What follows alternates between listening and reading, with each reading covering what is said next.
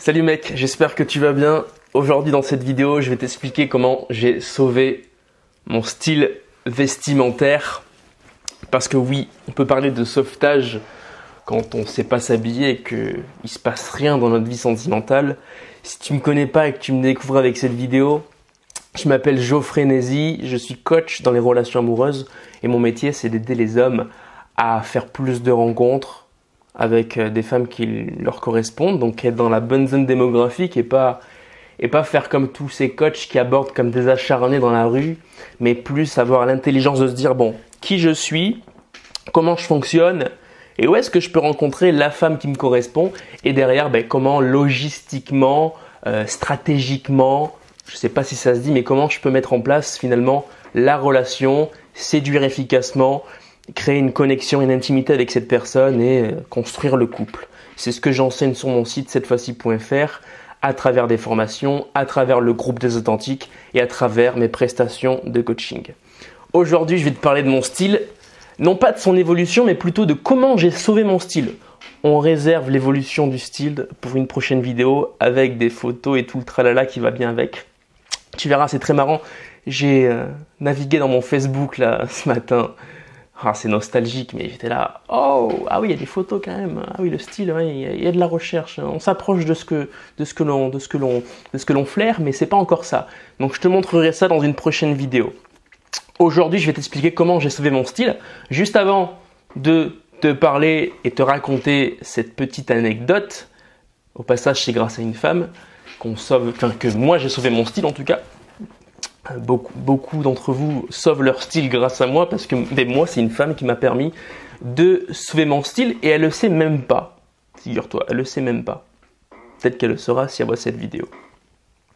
Avant de t'expliquer comment j'ai sauvé mon style, tu peux encore aujourd'hui te procurer ma formation Nouveau Dressing pour connaître les basiques du vestiaire masculin, les indispensables, les intemporels qui vont habiller tes tenues, qui vont projeter ta tenue plutôt. Tu sais, comme je te l'ai expliqué dans la vidéo d'hier, on a les pièces fortes d'un côté, les intemporels de l'autre, et la pièce forte va ressortir parce qu'on a des intemporels. Une pièce forte, c'est une pièce colorée, ça peut être un accessoire avec une certaine forme, une certaine structure, une certaine couleur, comme je t'ai dit. Ça peut être une matière particulière, comme le velours. Le velours, c'est une pièce forte. Et en plus, si tu mets une couleur spécifique qui sort du lot, qui est très originale, c'est une grosse pièce forte. Mais si tu veux que cette pièce forte ressorte, il faut que tu aies des intemporels. Et là, on parle de style. Là, on se dit, ah ouais, là, lui, il a du style, tu vois. Ok. Et puis le style, après, c'est la simplicité, mais ça, on en reparlera. Donc, tu peux télécharger ma formation. Elle est encore au tarif de lancement seulement jusqu'à dimanche. Donc là, on est mercredi. Normalement, à l'heure à laquelle tu vois cette vidéo, et je tourne cette vidéo mercredi. Soit, comment j'ai sauvé mon style? Alors, il se peut que je réfléchisse à l'anecdote parce que je me la suis pas remémorée avant de t'expliquer ce qui s'est passé, avant de te faire cette vidéo. Mais c'est gage de vérité. Quelqu'un qui réfléchit pour raconter une histoire, c'est que c'est vrai, tu vois. Quelqu'un qui réfléchit pas quand il raconte une histoire, c'est que c'est faux. Il a préparé son discours à l'avance. Et si tu me regardais à gauche, c'est que je vais chercher mon cerveau remémoré dans le passé. À gauche, c'est le passé, à droite, c'est le futur. Bon, bref, on n'est pas là pour parler de neurosciences, mais voilà. Donc, comment j'ai sauvé mon style? C'était en première. J'avais 15-16 ans, je sais pas quel âge on a en première. Et j'ai fait la rencontre d'une femme sur MSN. MSN, mon gars. C'était la cousine de ma meilleure amie. Elle s'appelle Léa. De toute façon, elle se reconnaîtra et puis personne ne peut la reconnaître. Donc, c'est pas mal, c'est pas dérangeant si je donne son prénom. Et j'étais avec mon meilleur pote sur MSN avec ma meilleure amie et Léa. Et on communiquait du coup à 4. Et j'ai fait la rencontre de cette femme avec qui ça a matché. Cette fille, plutôt on était des gamins à l'époque, tu vois. Et on racontait de la merde, on déconnait sur MSN, quoi, comme un ado de 15-16 ans, quoi. À ce moment-là, moi, j'avais pas eu beaucoup d'expérience avec les filles. J'avais rencontré, enfin, j'avais eu des copines au collège, tu vois, j'avais été en couple un petit peu, tu vois, mais des amourettes de vacances, quoi. J'ai eu séduit aussi en colonie de vacances, mais ça, on réserve ça pour d'autres vidéos. Et donc là, j'étais avec cette nana, du coup, en train de discuter. Et puis, on s'est retrouvés à faire plusieurs Skype ensemble, ensuite, enfin, plusieurs MSN, il n'y avait pas Skype à l'époque, ou je crois pas. Bref, on s'est retrouvés à faire plusieurs MSN ensemble, jusqu'à crusher véritablement, sortir ensemble, à distance, sans jamais s'être vus. Alors ça, c'est vraiment la connerie du débutant qui n'y connaît rien aux femmes et qui a tellement un manque affectif qu'il a besoin du coup de rencontrer quelqu'un et il prend une nana sur MSN alors qu'il y a plein de nanas. Puis il y a une peur aussi, la peur de pas faire des rencontres dans la vraie vie, tu vois. Mais du coup, il prend la nana qui lui est qu'il a en face de lui, quoi, qu'il a, et l'opportunité est là. Bon, ben voilà, elle me plaisait bien, tu vois, c'était fun. Et cette nana, il se trouve qu'elle était très branchée surfeur, les mecs qui avaient le look de surfeur skater, quoi. Casquette à l'envers, ou enfin, je sais pas s'ils portent des casquettes à l'envers, mais la casquette, le petit jean très lâché, les Vans, voilà, à la base les Vans. Et puis un soir on discutait et elle m'a dit ah j'adore ça, j'adore cette marque, j'adore ça. Ah quand un mec porte ça, j'adore ça. Puis moi en fait, bêta que j'étais, débutant que j'étais, dépendant affectif que j'étais, j'ai acheté les vêtements qu'elle aimait en fait. J'ai acheté les vêtements qu'elle aimait. Voilà, juste pour lui plaire. Tellement j'avais un manque affectif et tellement je voulais lui plaire, mais j'avais pas d'autre moyen que de plaire par une sorte de cadeau indirect, tu vois. Je veux te faire plaisir avec les vêtements que tu aimes, tu vois. Et j'ai acheté du coup du Hollister à l'époque. Et j'ai acheté 10 pièces d'Hollister. 10 pièces d'Hollister, mon gars. Et c'était des vestes, des pulls, des t-shirts. J'ai même encore des pulls Hollister que j'ai encore. Et ils sont bien, ils tiennent bien. Je sais pas ce que ça vaut Hollister aujourd'hui. En vérité, je pense que c'est de la merde. Je suis allé voir avant là, sur le site un petit peu. Ça a l'air d'être des matières synthétiques. Mais pour moi, à l'époque, c'est vrai que c'était beau, tu vois. Et puis, il y a un bon marketing de surfeur, tu vois. Et dans le même genre, il y avait Abercrombie, tu vois. Et pendant un an, j'avais cette période Hollister, Abercrombie. J'ai bien aimé les habits, hein, bien que ce soit pour faire plaisir à cette femme, pour la séduire. Moi, je les ai kiffés, ces habits. Je les ai portés pendant très longtemps. D'ailleurs, certainement que dans de prochaines vidéos, quand je te montrerai l'évolution de mon style, tu verras des vêtements Hollister. Aujourd'hui, je déconseille ce vêtement. Ça fait très adolescent prépubère, qui a les poils qui poussent et qui apprend le skate. Hein. C'est ado, hein, c'est pour les ados. Il y a beaucoup de couleurs, c'est très vif. On n'est pas du tout sur de l'intemporel. Mais à cette époque-là, moi, je n'y connaissais rien en style. Et regarde ce que je mettais. Enfin, je vais te mettre une photo que j'ai. Ouais, je te mets une photo, vas-y. Je te mets une photo. Et on foutra bien sûr les personnes qui sont avec moi. Alors, je me décale un petit peu. Tadam! Voilà. Ah bah alors là, vas-y, commente. Putain, la chemisette. C'est quoi cette chemisette? L'avantage, c'est que je savais les accorder quand même. Mes vêtements, tu vois, j'avais quand même cette notion pour combiner et assortir les vêtements. Mais la chemisette, quoi. Donc, tu vois, il n'y avait pas de Hollister à cette époque-là. Je savais pas trop comment m'habiller. Je savais un petit peu assortir les vêtements. J'avais cette sensibilité, on va dire, vestimentaire. Tu vois, la petite chaîne en or, là, la petite chaîne en argent, pardon.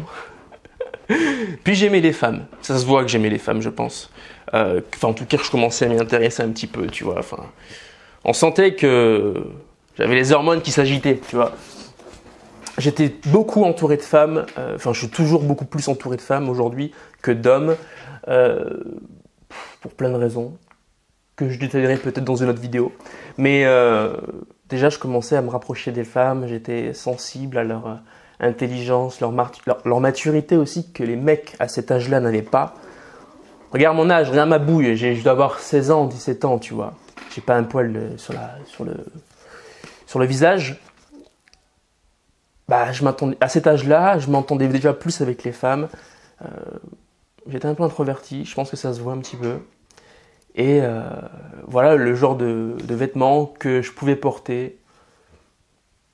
C'est du Célio, ça. C'est du Jules, hein, voilà, très adolescent. Mais on sent que j'aime bien le style, on sent que j'essaie de faire quelque chose. J'essaie de créer quelque chose. C'est pas encore ça, mais j'essaie de créer quelque chose. Comparé d'ailleurs aux femmes qui sont à ma gauche, où elles déjà sont beaucoup plus avancées. Tu vois, dans le style, elles sont beaucoup plus matures.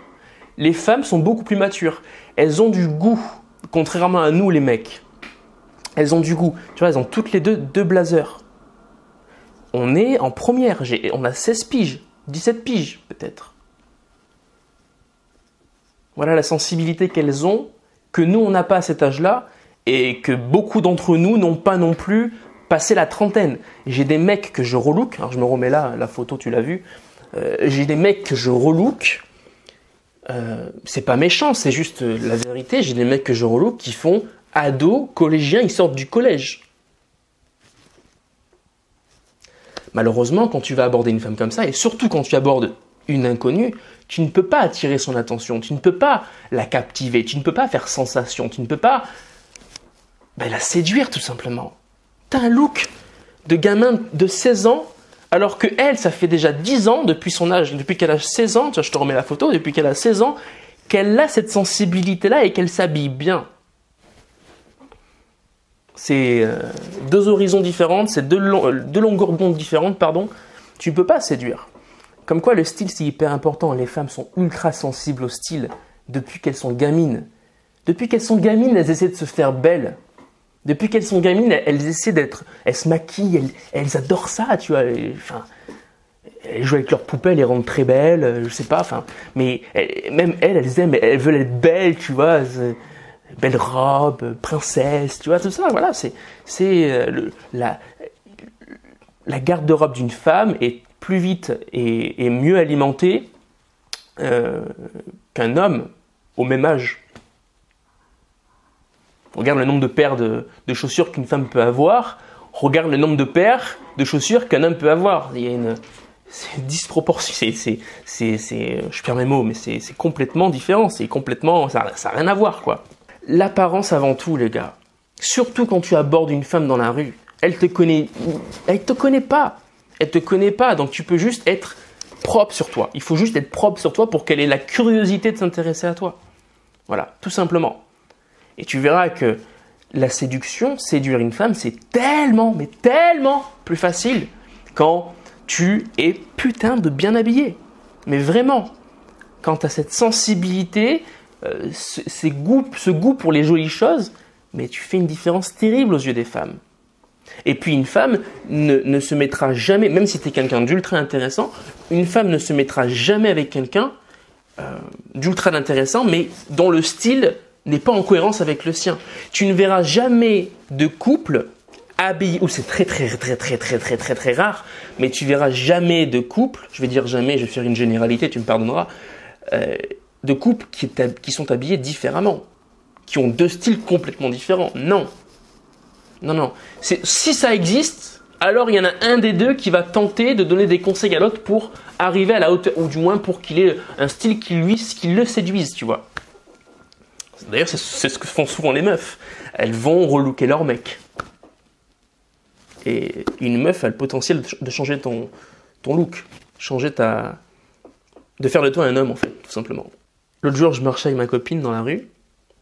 On rentrait d'un jeu, enfin d'un café où on avait joué à des jeux de société avec d'autres amis. Et je la regardais, les cheveux au vent, et puis je me suis dit, putain, mais si j'avais pas fait ça, mon style, si j'avais pas rencontré cette nana qui m'avait pas relooké, enfin qui m'avait pas montré des vêtements, si je m'étais pas remis en question et que je n'avais pas eu le courage de passer à l'action, d'aborder des filles, cette nana-là, elle serait pas à côté de moi. Et je me suis dit, mais putain, mais qu'est-ce que c'est simple aujourd'hui d'avoir une nana. Qu'est-ce que c'est simple. Ça paraît très présomptueux de dire ça, mais c'est tellement vrai. Aujourd'hui, je peux trouver une nana assez facilement. Et je m'en cache pas. j'arrive à trouver une nana autant qu'une nana arrive à trouver un homme. C'est incroyable le nombre de nanas qui se font aborder dans la rue, c'est incroyable le nombre de nanas qui se font accoster en soirée. Ma nana n'arrête pas de se faire accoster. Elle fait 100 mètres pour partir de chez moi pour aller chez elle, elle se fait aborder. L'autre jour, à 2 reprises, elle m'a raconté ça. Mais aujourd'hui, moi, en travaillant sur moi, en travaillant sur mon style, lorsque j'ai travaillé sur mon style, lorsque j'ai travaillé sur ma prosodie, lorsque j'ai travaillé sur ma communication, mon approche, mes rendez-vous, mon non-verbal, ma capacité à devenir intéressant quand je raconte des histoires, mon style de vie aussi, devenir quelqu'un d'intéressant de par ce qu'il construit, ses projets, bah c'est fou à quel point c'est tellement, mais tellement facile de séduire derrière. Par contre, c'est du travail. Et ça nécessite de travailler sur soi, de faire un travail de développement personnel et pas seulement d'apprendre des techniques qui sont superficielles, dont tu ne comprends même pas les principes qui sont derrière, qui viennent tenir les techniques derrière, et qui malheureusement ne font que séduire en surface. Mais quand la nana creuse un petit peu, quand la nana s'intéresse un peu plus à toi, quand elle te revoit en rendez-vous, elle se dit non, le mec il manque quelque chose, là, il manque de la matière. Et c'est là où le gars après il vient me voir à moi et puis il me dit bon Geoffrey, vas-y coach-moi, qu'est-ce qui va pas chez moi? Et là on fait un travail de développement personnel. Commande ma formation pour apprendre à bien t'habiller, pour connaître les bases du vestiaire masculin et enfin attirer les femmes. Tu as jusqu'à dimanche pour commander la formation au tarif de lancement. À bientôt. Salut.